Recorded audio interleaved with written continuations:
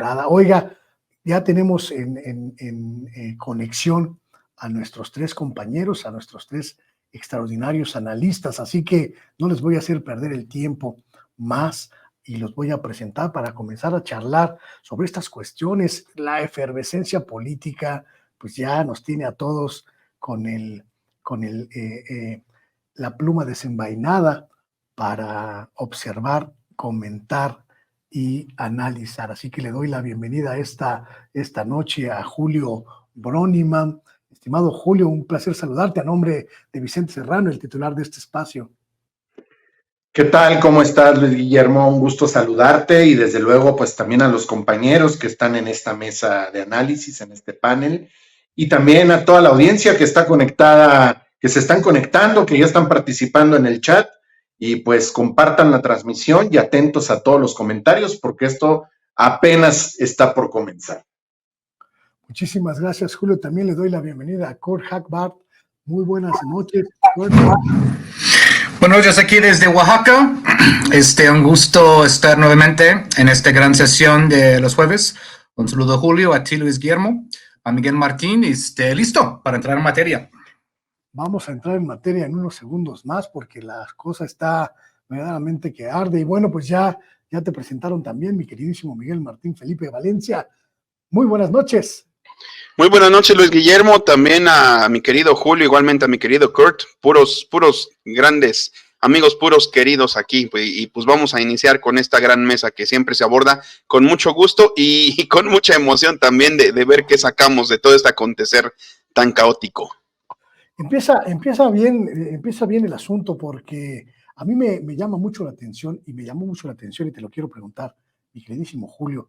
Este señalamiento que hizo el presidente en la mañana sobre los infiltrados de la 4T, le preguntaban sobre las cuestiones de la gobernanza en el país y él habló sobre estas figuras indeseables que siguen orbitando en la 4T. Vamos a ver el pequeño video, solo para entrar en materia, porque me llamó mucho la atención la forma en la que lo dijo el presidente y el contexto también en el que se refirió a los descuidos, dijo él, Julio, los descuidos de ciertos secretarios de Estado que pues mantienen en sus estructuras a los neoliberales. En el fondo, es decir, los mandos de la defensa del ejército ocultan información, no están ayudando a conocer todo lo que sucedió. ¿Cuál sería el propósito de ocultar los hechos? Si ya es más que conocido de que hubo un periodo autoritario de represión que se conoce como la Guerra Sucia. Nosotros creamos ese comité, y si lo creamos, pues cómo no vamos a entregar toda la información, que se sepa todo. No, es que hay infiltrados del conservadurismo en nuestro movimiento, y cada día que pasa encontramos nuevas cosas,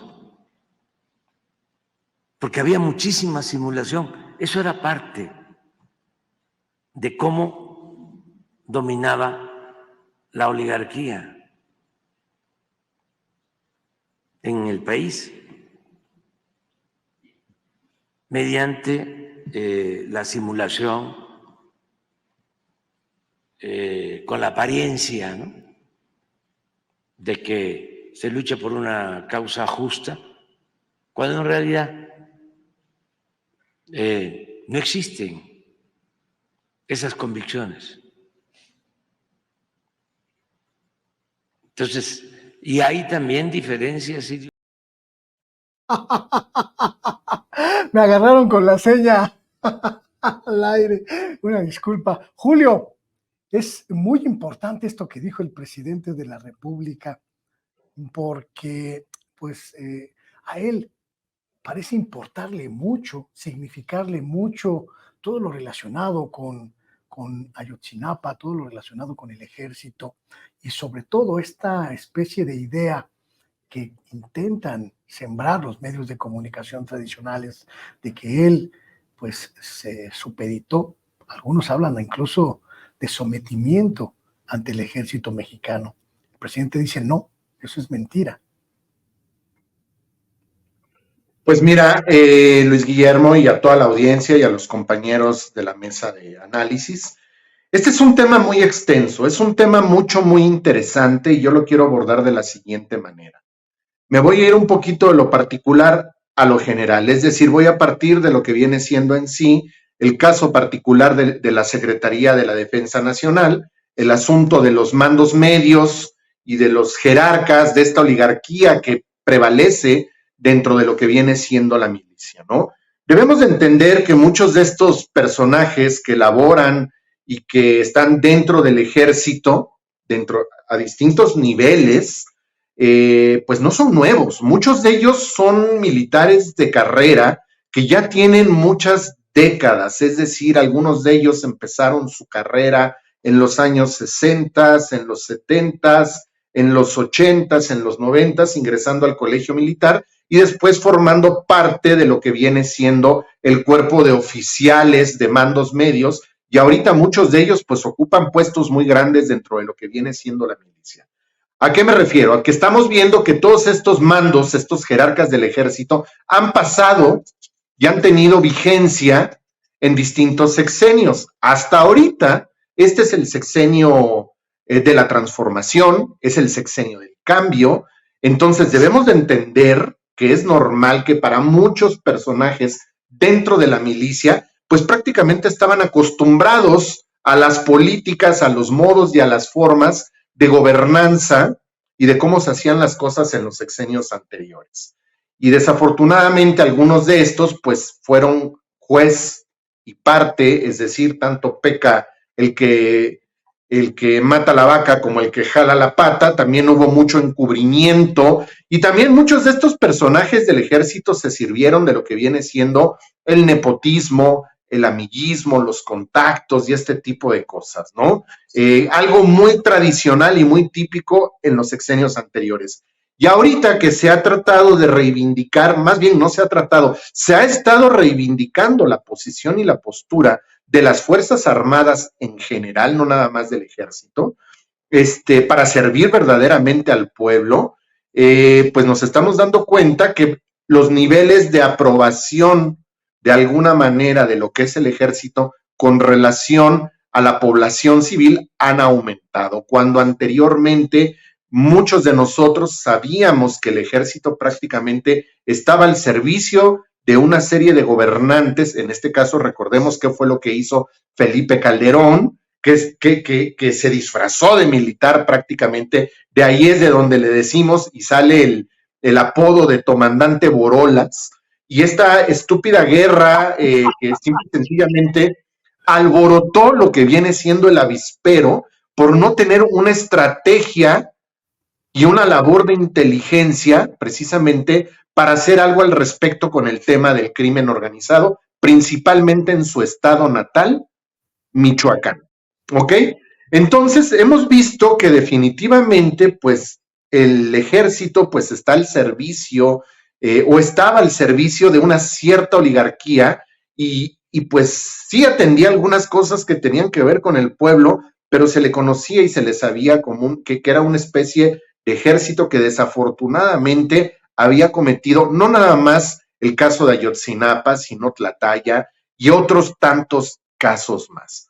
Ahora, aquí el presidente está hablando de que claro que sí hay infiltrados y hay gente que está acostumbrada al tipo de gobernabilidad, a los modos, a los usos y costumbres de los sexenios anteriores. Y es ahí donde se entorpecen ciertas, en este caso lo de los 43.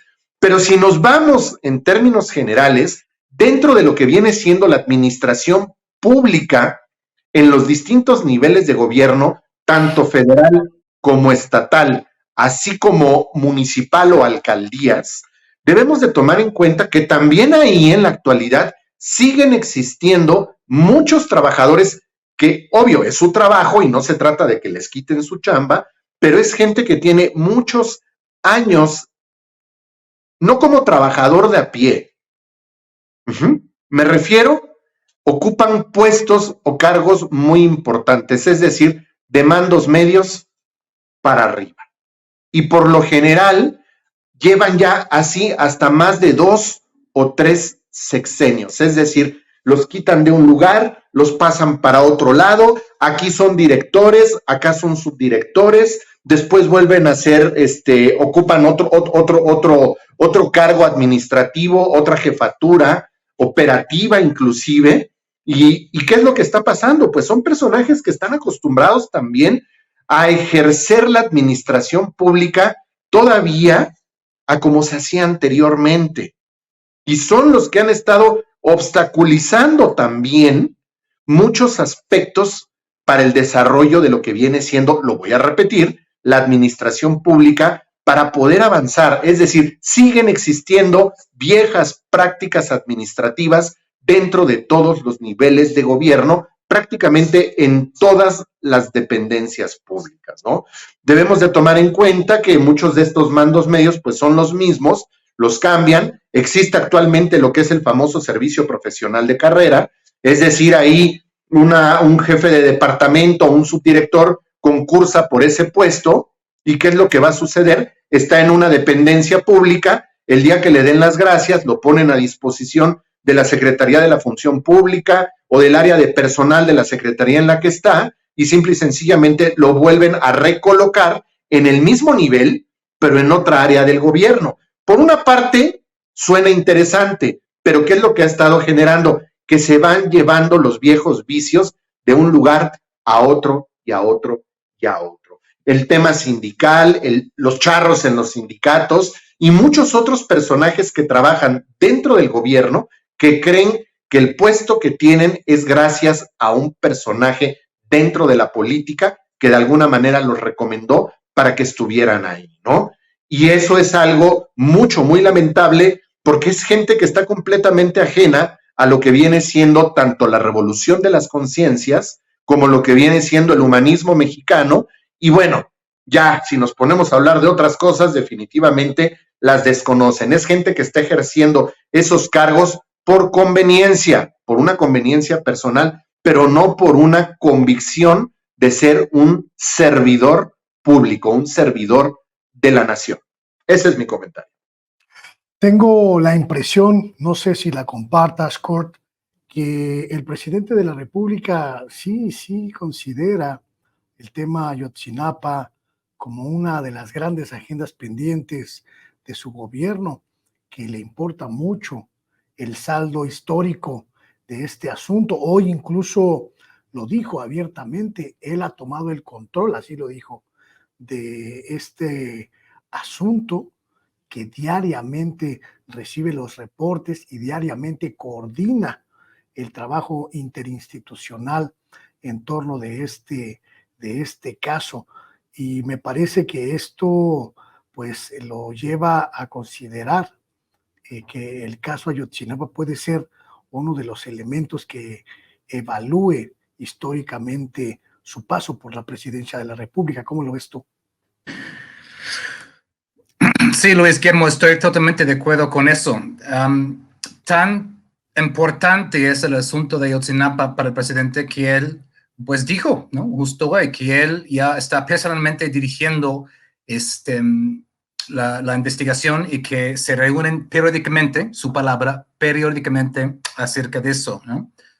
Yo también siento eso como hasta cierto punto una reacción a lo que ha pasado en las últimas semanas, ¿no?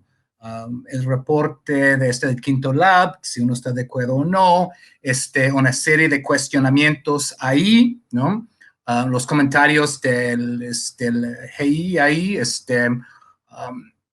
segundo reporte de Alejandro Encinas, ahí está la imagen en pantalla ahí. Han sido semanas intensas al respecto. Y qué bueno, ¿no? Qué bueno que haya esta presión ahí, ¿no? Y siento que el presidente, pues, tiene esta idea ¿no? Tiene esta sensación que tal vez sus respuestas en estas semanas no han convencido del todo. Y él está diciendo, pues, sorry, ok, está bien, yo voy a agarrar las riendas de eso yo mismo, ¿no? Ejercer presión no debilita a la presidencia y no debilita a la 4T. Al contrario, ejercer presión desde abajo, pues, desde la izquierda, mejora, aumenta la fuerza que tiene el presidente para negociar con estos núcleos de poder recalcitrantes dentro del gobierno federal que Julio acaba de desmenuzar de manera para mí brillante, ¿no? Es decir, tomar el gobierno o ganar una elección no quiere decir necesariamente tomar poder, ¿no? Eso se ha estudiado mucho desde la ciencia política. Es decir, ganas una elección, llegas a la silla presidencial, no quiere decir que el presidente ahí mágicamente tenga el control de todo el aparato federal, ¿no? El presidente ha hablado mucho de esto, del elefante reumático de un gobierno federal, así que estaba hecho para no funcionar en gobiernos anteriores durante décadas, ¿no? El gobierno federal estaba hecho para no funcionar, para simular, ¿no? Para servir los intereses de una élite rapaz, ¿no? De que se ha hablado mucho en este programa. Entonces, echar a andar el elefante romántico ya de por sí ha sido difícil. Y en muchos casos se ha logrado, pues, grandes cosas, ¿no? Pero el ejército es una cosa incluso aparte, ¿no? El ejército, pues, para decir una obviedad, tienen las armas. Tienen las armas, detentan esta fuerza militar ahí, ¿no? Solo basta con echar un ojo a la historia de los ejércitos a lo largo de América Latina, y no solo, para hablar de lo delicado que es esta relación, ¿no? Y el presidente, pues, se ha esmerado mucho en decir que, bueno, el ejército mexicano no es como, ¿no? Pues los gendarmes de Chile o de lo que ha pasado en Argentina, Brasil y Uruguay, de hecho, ¿no? Porque es un ejército que nació ahí de Carranza y de la revolución, ¿no?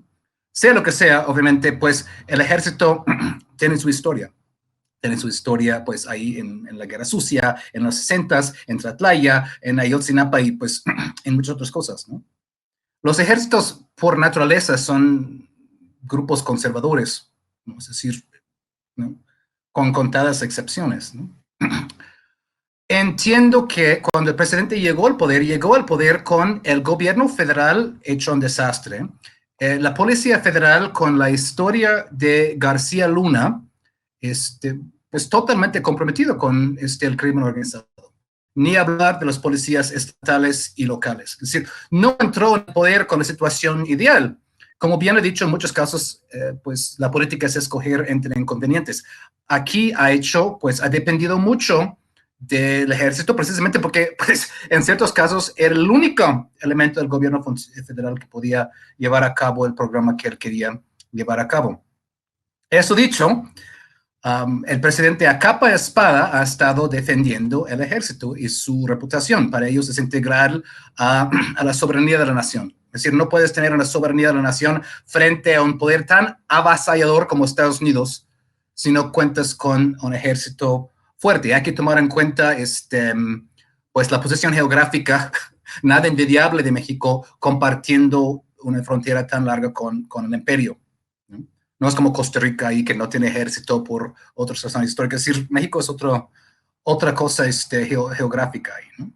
Entonces, el problema con todo eso es, llegas a un caso como Ayotzinapa, donde necesitamos respuestas. Sabemos que el ejército los tiene y sabemos que el ejército no está siendo del todo transparente en eso, ¿no? El presidente mencionó la comisión sobre los crímenes de la guerra sucia, pero esta misma comisión, por ejemplo, Carlos Pérez Ricard, que está ahí, ha dicho, el ejército no nos está dando lo que hemos pedido. Y tenemos que enfrentar esta realidad. Es decir, el ejército no está dando todo lo que se les ha pedido. Porque no es solamente hablar de los que pasó en los años 70, es lo que pasó hace poco. En 2014, el presidente ha dicho que solamente han sido, básicamente la teoría de las manzanas podridas, que solamente hay unas cuantas manzanas podridas, pero eso no echa a perder todo el barril, ¿no? entiendo muy bien que pues hay varios militares que están en la cárcel, hay el ex procurador que está en la cárcel, se ha hecho avances, ¿no? Se ha hecho avances. Ya pues sabemos mucho más de lo que sabíamos hace algunos años. Sabemos que la verdad histórica era ridícula. Sabíamos eso, pero ahora tenemos documentación para comprobar eso, pero no hemos llegado a esta meta, ¿no? Y el presidente, de manera muy honesta, ha dicho que no soy la persona que quiere dejar trozos de mi orgullo al lado del camino.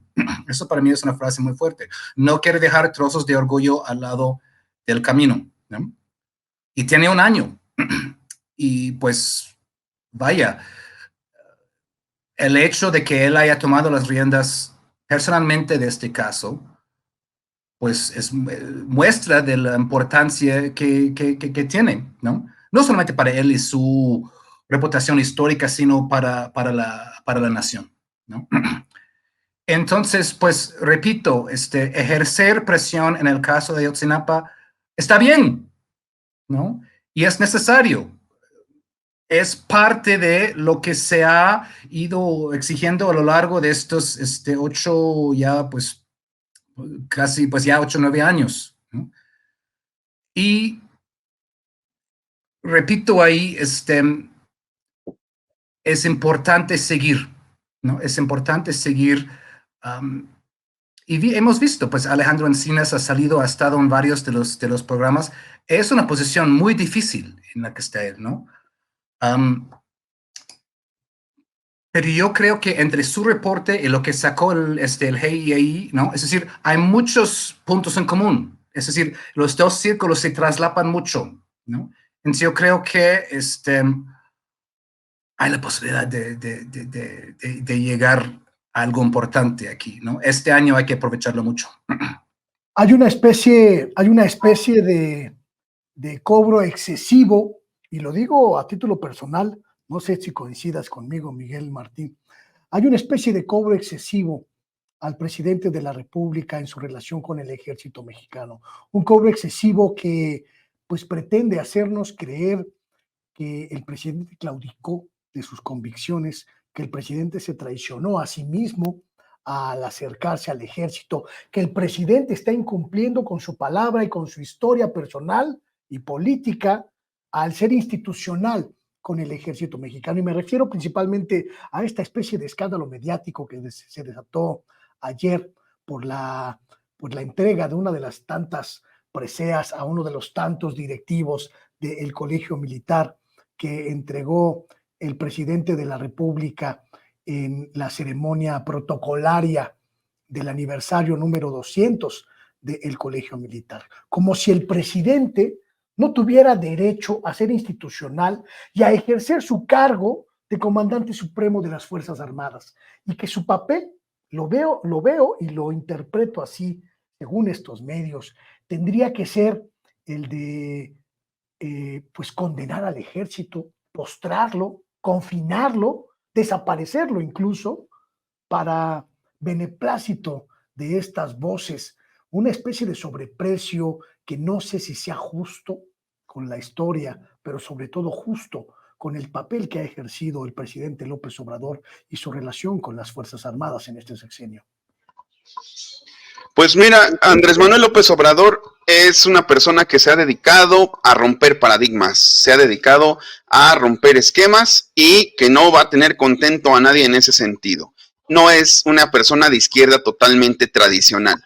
No es una persona que tenga que seguir los cánones, no tendría por qué, no tiene por qué apegarse a los cánones, y de hecho en el camino han ido quedando atrás muchas personas que consideran, él no es verdadera izquierda, no es la izquierda que yo esperaba, no es el Andrés Manuel de 2006, pero en este romper esquemas lo hace de una manera sumamente inteligente, lo hace de hecho pues desde una perspectiva juarista.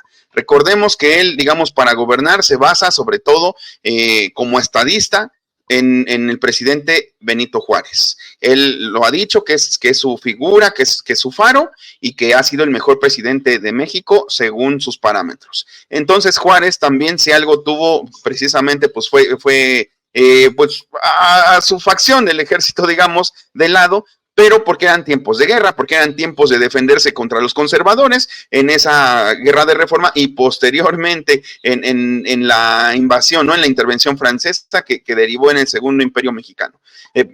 Bueno, sí, en el Segundo Imperio Mexicano, pero no con sabor mexicano, sino hecho por extranjeros, que es lo que quisieran instaurar ahorita, ¿no?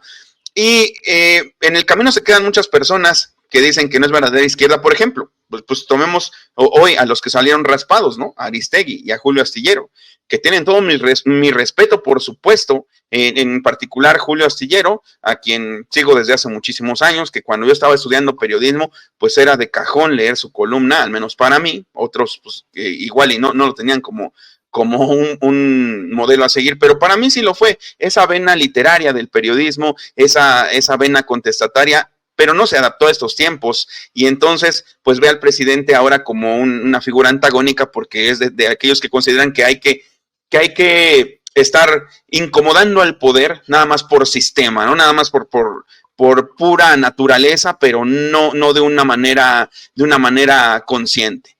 Entonces, pues muchas personas esperan del presidente ciertos parámetros, ciertas cosas que quieren que les cumpla, pero ¿cuál ha sido tal vez un error a lo mejor inconsciente de los gobiernos de izquierda, precisamente de muchos gobiernos de izquierda en Latinoamérica? Pues marcar su distancia del ejército, y el ejército es el que llega a dar el golpe de estado, es el que se alía con intereses extranjeros, que eso es lo más peligroso y lo más aparte importante de este asunto, que nosotros tenemos junto a Estados Unidos. Imagínense si en Chile fue propicio para ellos, estando tan lejos de Estados Unidos, pero se dejaron infiltrar y se dejaron manipular por intereses extranjeros, precisamente, pues aquí sería mucho más fácil, habría muchos más elementos, y tenemos a mucho panista vendepatrias, a mucho panista agachón, a mucho panista de banderita de Ucrania y de Israel en este momento, ¿no? Que ellos estarían dispuestos a vender la patria, estarían dispuestos a mandar otra junta de notables ante otro Maximiliano para ofrecerle el trono del país. Entonces, considero que el presidente, esto es parte de la estrategia, tener al ejército, primero, tener al ejército cerca, porque sabe que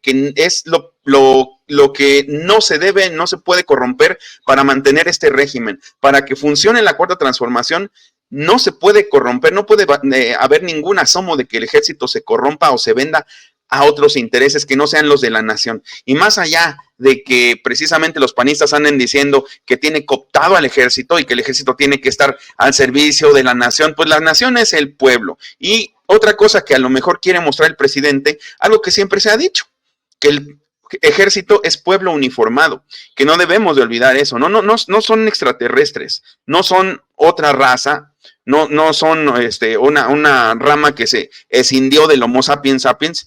Siguen siendo Homo sapiens sapiens, siguen siendo mexicanos que por muchas circunstancias son parte de una jerarquía con ciertas condiciones. Entonces hay que tenerlos cerca, hay que tenerlos de cierta manera pues hasta contentos, pero también hay que mostrar que con la guía adecuada, con la dirección adecuada, pueden no ser asesinos, con la dirección adecuada pueden no ser represores, y es lo que hemos visto en este sexenio. Y por ejemplo, de entrada, pues la libre manifestación, incluso, por ejemplo, de la famosa ola rosa, ¿no? ¿Cómo vimos la ola rosa? ¿Cómo vimos esas famosas organizaciones de la sociedad civil llenas de gente privilegiada, abarrotando las calles de la Ciudad de México y de algunas otras alrededor del país? Pues no recibieron ni un toletazo, ni un macanazo, ni un grito, nada de nada, absolutamente nada.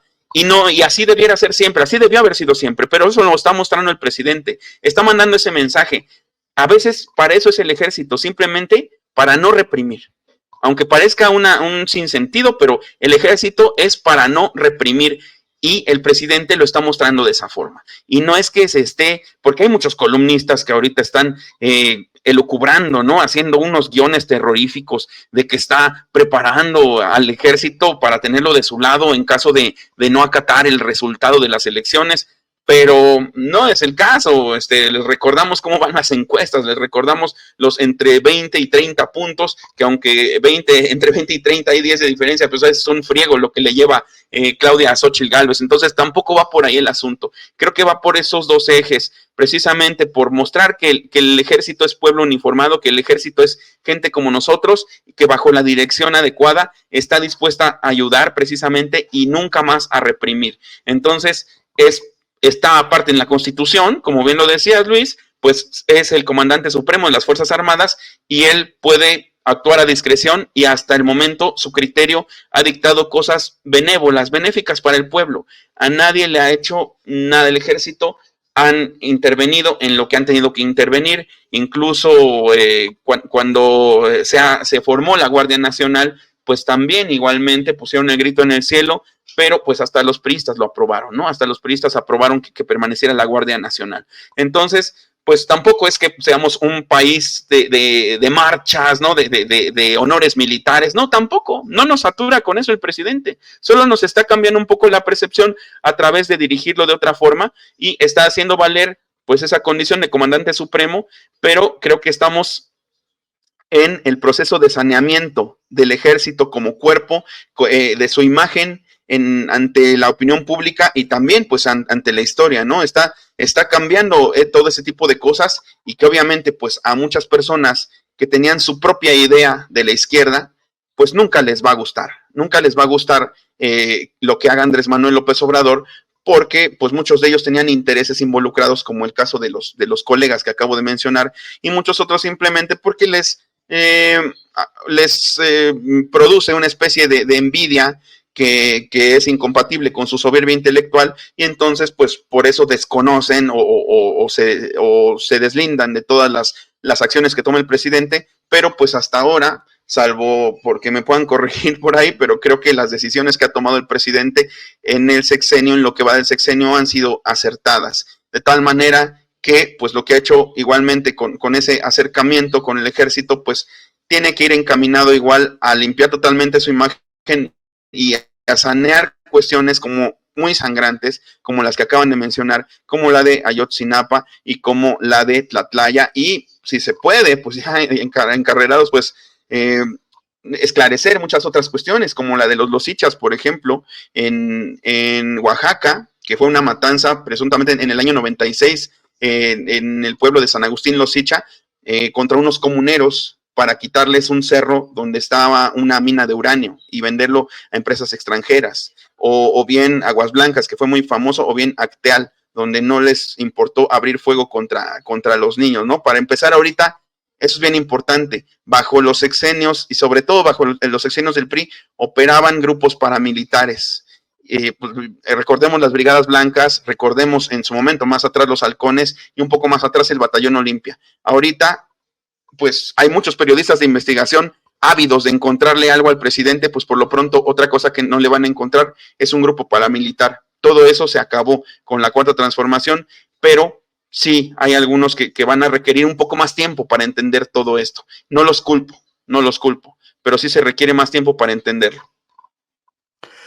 Quiero cambiar un poco el tema, si ustedes me lo permiten y si están de acuerdo en ello, porque mañana Morena va a tomar pues una serie de definiciones sumamente importantes que hay que analizar y hay que establecer como punto de partida de lo que será la disputa 2024. Julio, mañana el presidente del partido va a anunciar lo que se puede llamar las ternas definitivas de las nueve candidaturas, las 9 gubernaturas en disputa para 2024. Hoy los comités estatales entregaron ya las evaluaciones de las diferentes personalidades que se sumaron a las convocatorias regionales y mañana Morena pues va a dar a conocer lo que podríamos llamar los finalistas de cada una de estas 9 contiendas. En algunos casos la efervescencia está llegando al máximo, como en el caso de la Ciudad de México.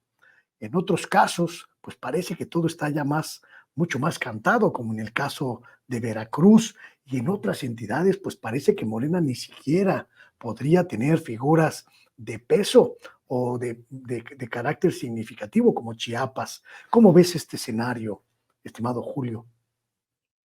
Pues definitivamente esto es hay un espectro muy amplio en este tema, porque de alguna manera nos quedamos como muy con la idea o nos clavamos demasiado con el asunto de no me gusta llamarlo como tal, bueno, así con esta palabra, de los candidatos, bueno, de las corcholatas, como se les conoce comúnmente ya, en los meses pasados, pues todos de alguna manera y la gran mayoría estábamos al 100% enfocados en ese tema. Y fíjense que yo en lo personal también en algunas charlas, en algunas tertulias, en algunos espacios también ya había platicado de esto al respecto, y yo lo que decía, espérense tantito, porque esto es el principio, esto apenas está por comenzar, esto apenas se va a poner buena la cosa. ¿Por qué? Porque las elecciones que vienen para el 2024 efectivamente van a ser unas de las elecciones más votadas, más concurridas en cuanto a alternativas y a opciones. Es decir, ¿cuántos estados de la República van a estar ahora sí en proceso de elección de un gobernador, de sus gobernadores? Ahora, ¿cuántas dentro de estas entidades federativas e inclusive otras entidades federativas, cuántos municipios o cuántas alcaldías? ¿Qué es lo que va a suceder? También hay elecciones a ese nivel de gobierno, ¿no? Ahora, el tema de los diputados, el tema del poder legislativo en general y todo esto no es que haga suponer, simple y sencillamente va a ser un proceso electoral muy amplio, muy exigente y que requiere, muy extenso también, y que requiere mucha exigencia por parte de nosotros, en este caso estar documentados de quiénes son todos estos personajes que van a aparecer en la boleta, pero ojo, no nada más fijarnos en el personaje, también voltear a ver en su entorno inmediato para ver quiénes son también, ¿por qué no? Estamos en nuestro derecho de saber y entender y conocer quiénes son sus operadores políticos, quién es la gente cercana a ellos y desde luego también darnos cuenta cuál es el proyecto que tienen estos candidatos, en este caso de Morena, porque yo en lo personal considero que para que esto pueda salir adelante, esto se trata de una radicalización de la cuarta transformación. ¿A qué me refiero? Es decir, partir desde el punto donde está ahorita la cuarta transformación y recorrerla hacia la izquierda todavía más. Porque aún así que no hemos llegado a una izquierda total y por completo, pero llevarla más y más hacia la izquierda. ¿A qué me refiero?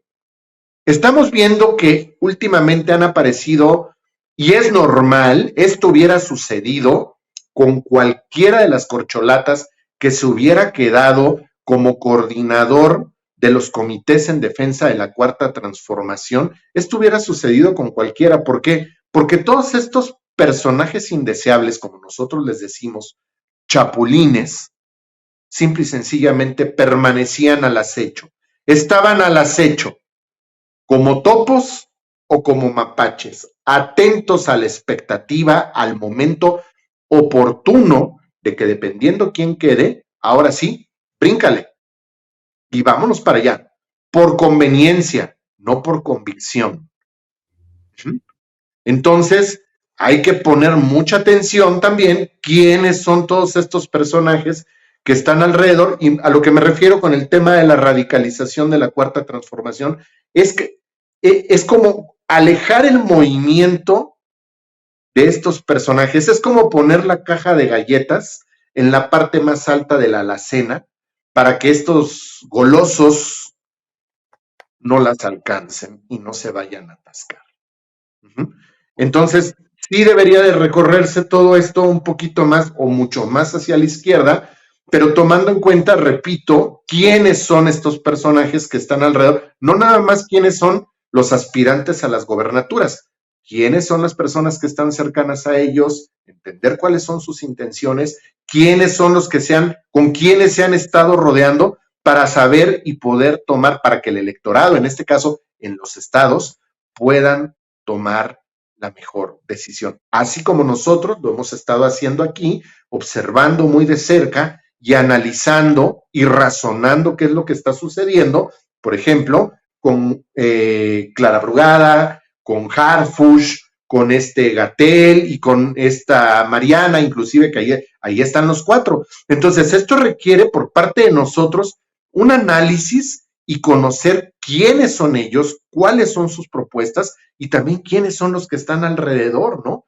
A mí me sorprende, por ejemplo, en el caso de la Ciudad de México, y lo voy a mencionar, que a recientes fechas, pues un listado muy largo, muy extenso de personalidades, de intelectuales, escritores, de gente de alguna manera que tiene una trayectoria, unos más, otros menos, de izquierda, pero que siempre han simpatizado de alguna manera con estas políticas progresistas, e inclusive muchos que no se manifestaban o que no opinaban nada al respecto en mucho tiempo, por lo menos en lo que va este sexenio, han reaparecido para cerrar filas y apoyar el proyecto de Clara Brugada, ¿no? Entonces, yo creo que eso es lo que tenemos que hacer nosotros, y en los estados de la República también lo tienen que hacer todos nuestros paisanos, en todas las entidades federativas donde va a suceder estos procesos, precisamente para conocer a detalle y a fondo las propuestas y los equipos y quiénes son los que están alrededor y poder tomar la mejor decisión, ¿no?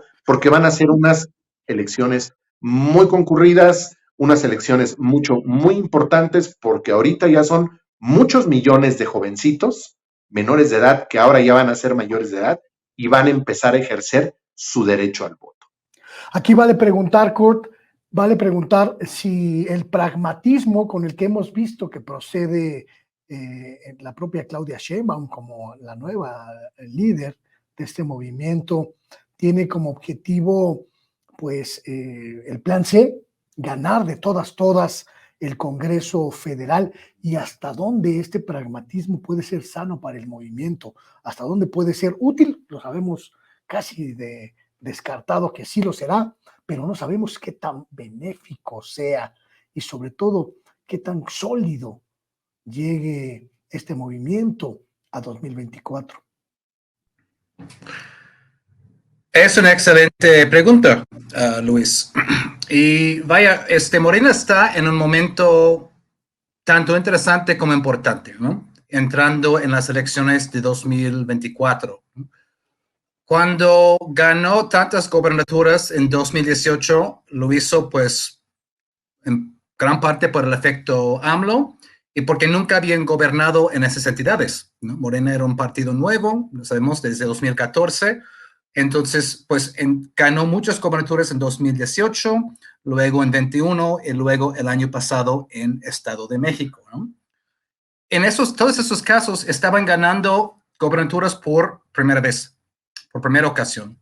2024 va a ser diferente, porque ahora va a estar defendiendo gobernaturas en muchos estados, entonces pues habrán gobernado 6 años y el público va a estar básicamente pues haciendo un refrendo a sus 6 años o no, ¿no? Entonces ahora sí es un partido que ha gobernado en esas entidades y va a ser pues a cierto punto un juicio sobre eso, es otra cosa ahora, ¿no? No solamente ganar en este entusiasmo de ser un partido nuevo, sino que van a tener que ver pues si hay un refrendo a su primer gobierno o no. Eso es un punto importante, ¿no? El segundo, para hablar de tu pregunta, que creo que es muy importante, ese es un filo filo de la navaja en la política. Hasta dónde conviene ser pragmático y hasta dónde este pragmatismo cae en efectos secundarios absolutamente no deseados. Claro, si pues Morena quiere ganar el plan C, la mayoría calificada de 2/3 partes, necesita tejer alianzas. No hay de otra, ¿no? Y según las encuestas, hasta ahora, nunca me gusta hablar de encuestas antes de la elección demasiado, pues incluso hay la posibilidad de que Claudia gane por amplio margen y a ver si esto también se traduce en la misma cantidad de escaños. Entonces hay que tejer alianzas. Ok. Pero les voy a dar un ejemplo de donde esto puede ser contraproducente, ¿no? Yo estoy aquí basado en Oaxaca, ¿no? Y está bien hablar de los casos de los estados, porque a veces la prensa nacional tiende a ser muy centrofílico, ¿no? Hablar de CDMX, CDMX, CDMX y solo CDMX, ¿no? Solo hablar de Brugada y Harfush y el asunto de ahí, ¿no? Pues entiendo, ¿no? La gran parte de la prensa pues está basada en CDMX, ¿no? Pero en Oaxaca, por ejemplo, pasó Claudia Sheinbaum por aquí hace un par de semanas, 3 semanas creo, ¿no? Tuvo una reunión en el auditorio Guelaguetza, fue una reunión exitosa, bien asistida, incluso hay gente que quería entrar que no pudo, es decir, había mucha energía, ¿no? Luego, pues, presentan ahí en el estrado de escenario varias expriistas, ¿no? Uno de ellos, por ejemplo, Ana Benítez, que había sido pues una colaboradora de el infamoso Murillo Karam en la PGR. Ella más o menos evitó la peor reacción. Sí, pero el que sí recibió la peor reacción y merecidamente fue Eviel Pérez Magaña, ¿no? De los más jurásicos, Luis Guillermo, de los más jurásicos ahí. Él fue colaborador de Ulises Ruiz, Dios nos ayude, ¿no?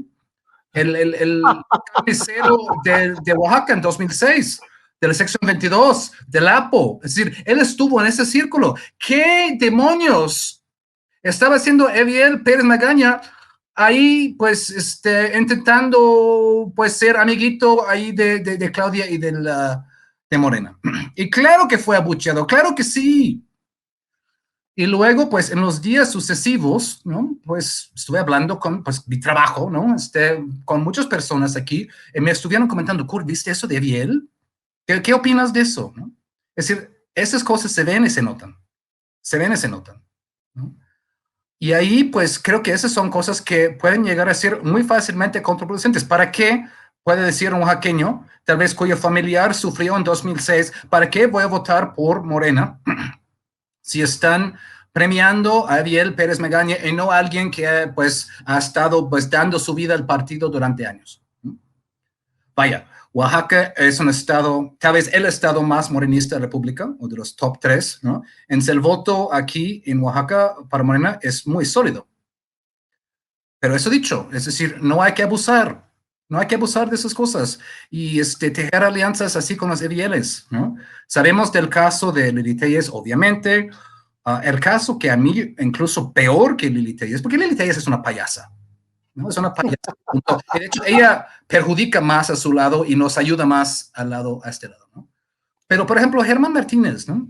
Que fue operador de Calderón y luego, pues, entró en el movimiento, fue, si no me equivoco, director del IMSS unos años, es decir, porque él mereció ese trabajo de ser director del IMSS, ¿no? Y luego regresó a la oposición y está lanzando sus dardos desde ahí. Entonces, entró, sacó lo que era conveniente para él y ya regresó a las filas opositoras, ¿no?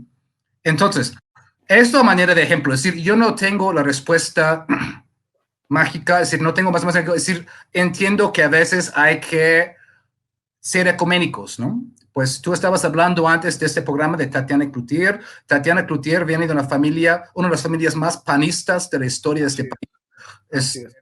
¿No? Obviamente, su aportación al movimiento ha sido inmensa y incuestionada. Entonces, obviamente hay que, pues, juzgar esas cosas caso por caso. Pero esto no es el caso de Eviel Pérez Magaña. Dios, no es el caso, no es el caso, ¿no? Y creo que ahí, pues, hay que ver que, pues, ese tipo de pragmatismo puede perjudicar.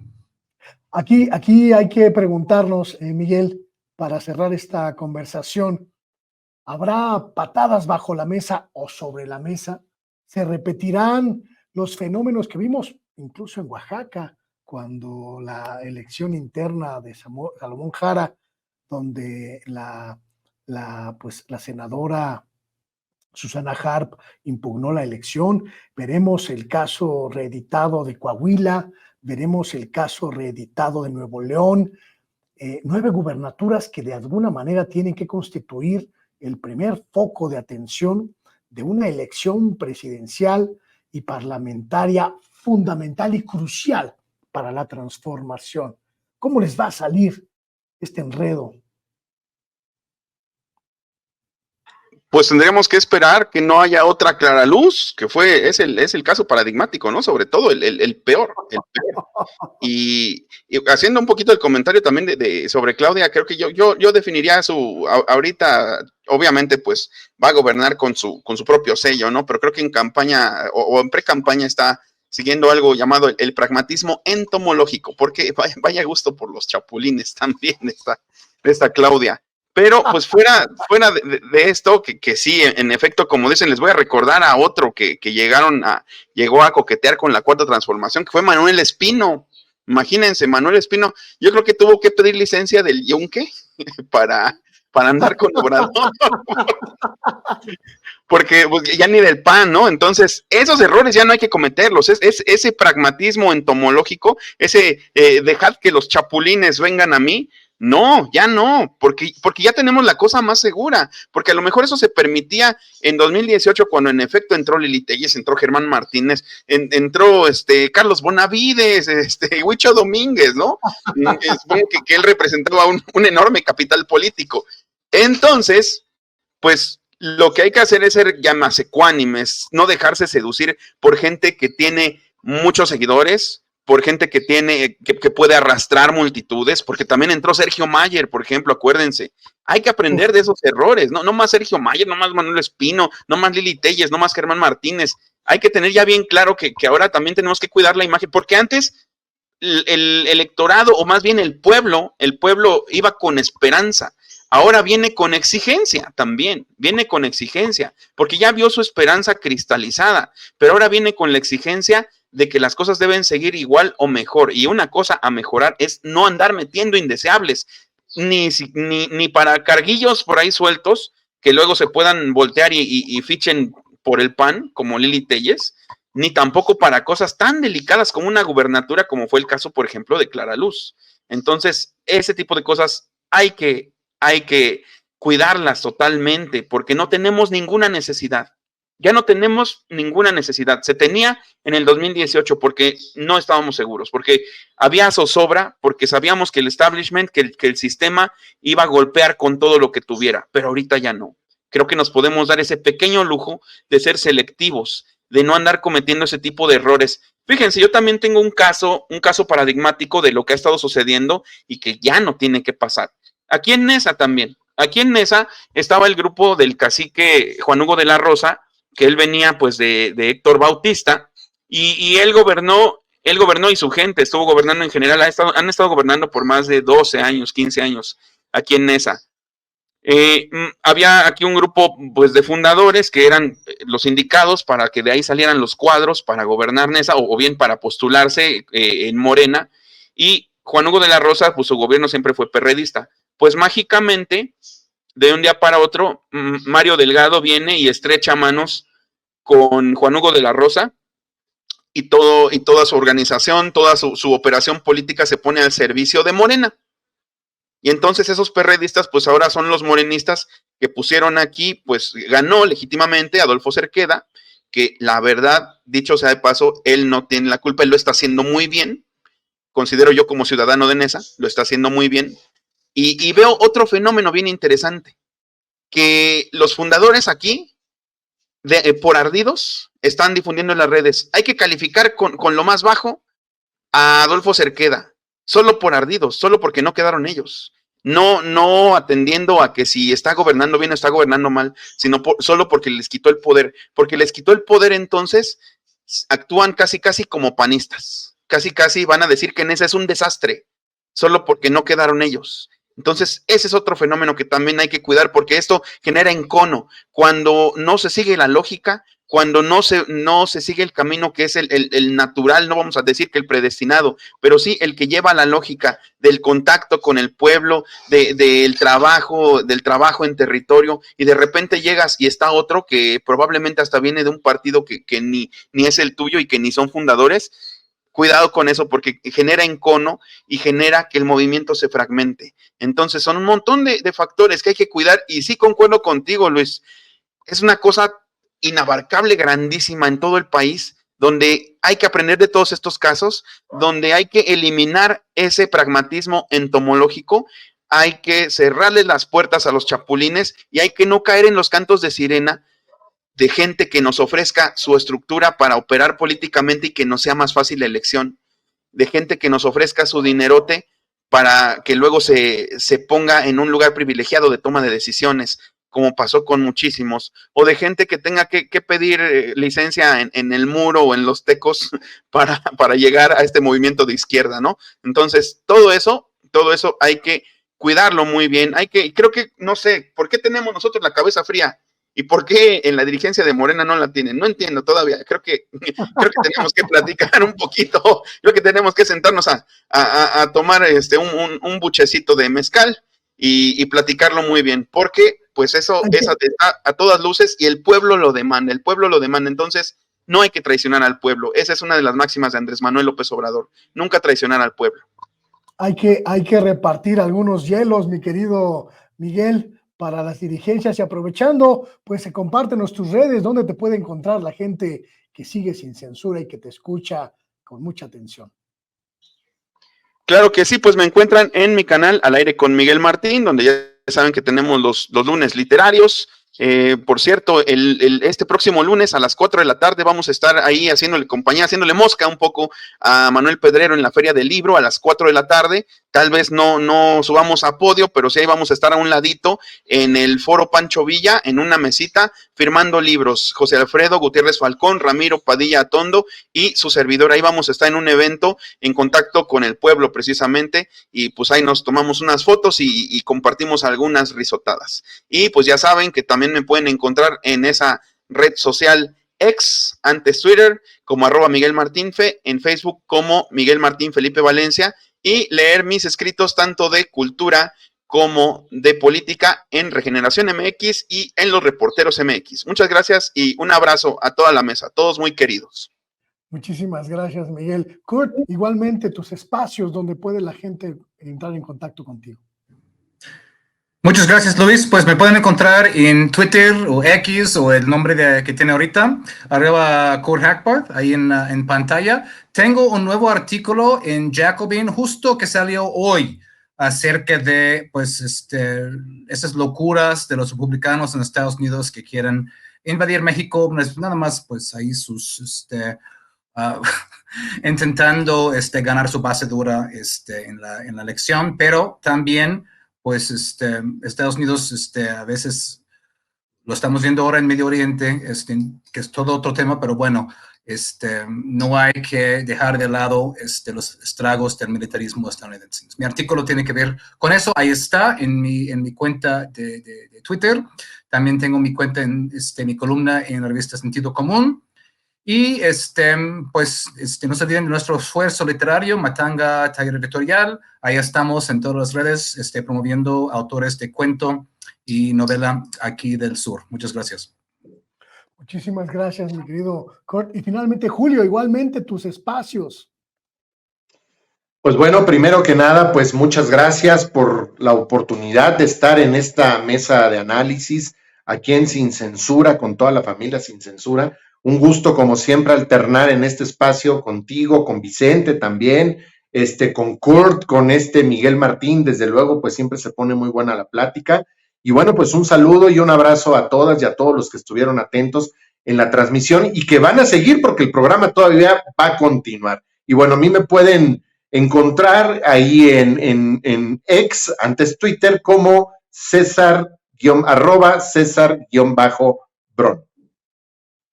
Muchísimas gracias, Julio. Muchísimas gracias, Kurt, Miguel. Como siempre, muchísimas gracias por su tiempo, por su sapiencia, por su análisis a nombre de Vicente Serrano, titular de este espacio. Y usted que nos acompaña en esta mesa, en esta primera parte de Sin Censura Nocturno, quédese, viene a continuación la mesa de investigación de Contralínea y Sin Censura, una charla que tuvimos hace un ratito apenas con nuestro colega Sósimo Camacho, que habla de dos temas sumamente vigentes, sumamente vivos y quizá dolorosos. Quédese, es una mesa que en particular me gustó mucho por la profundidad de esta conversación. Y después, Vicente Serrano viene con una entrevista que a usted no le va a dejar indiferente. Quédese, ya sabe, si quiere irse a otro espacio, váyase a los otros canales de Sin Censura Televisión, que ya conoce usted muy bien. Sin Censura TV, Sin Censura Presenta y Sin Censura Media o Media. Ahí vamos a seguir la transmisión y también a las diferentes redes sociales de este espacio, de este canal. Usted las conoce también muy bien. En Twitter estamos, o ex Twitter más bien, @ Vicente Serrano, en Threads, Sin Censura Vicente Serrano, en Instagram, Sin Censura Vicente Serrano, y en Facebook, Sin Censura TV. Donde sea que nos vea, comente, opine, háblenos. Esto es importante para nosotros, escucharle, entenderle, atenderle. Continuamos.